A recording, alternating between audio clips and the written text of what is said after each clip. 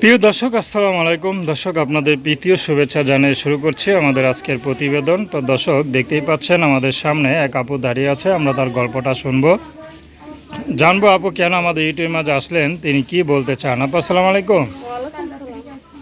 কেমন আছেন? হ্যাঁ, আল্লাহ রাখছে। আপনি কেমন? জি আলহামদুলিল্লাহ ভালো। আপু নাম কি আপনার? প্রিয়া।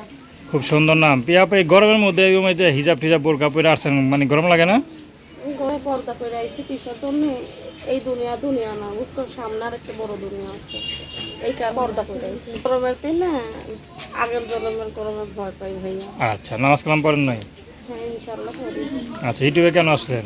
আইসি ভালো একটা মনের মানুষের জন্য। মানে মনের মানুষ পেলে কি করবেন, বিয়ে করবেন না প্রেম টেম করবেন? নো টাইম করবো না, বিয়ে শাদি করবো বিয়ে শাদী হয় নাই? না। বয়স কত আপনার? আমার 18। 18 বছর। এখনো বিয়ে করেন নাই কেন? আমি বিয়ে করি নাই ভাই, অনেক কষ্ট। ছোট একটা বোন আছে। ছোট বোন আছে, বাবা মা নাই? না, বাবা নাই। আচ্ছা, নানি আছে। নানি আছে। কি করেন আপনি? একটা আপুর পাশে সেলাই মেশিনের কাজ করি। আচ্ছা, তো সেলাই মেশিন কাজ করে কি সংসার চলে? না, সংসার তেমন চলে না, টুকটাক হালকা, তাও কোনো মতন চলিয়ে দেই। মানে আপনার কোনো বিয়ে যে দিবে কেউ দেখে শুনে, সেই গার্ডিয়ান তো নাই এই তো?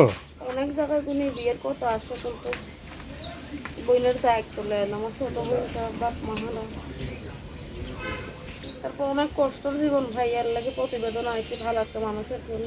কেমন ছেলে পেলে বিয়ে করবেন বলেন তো?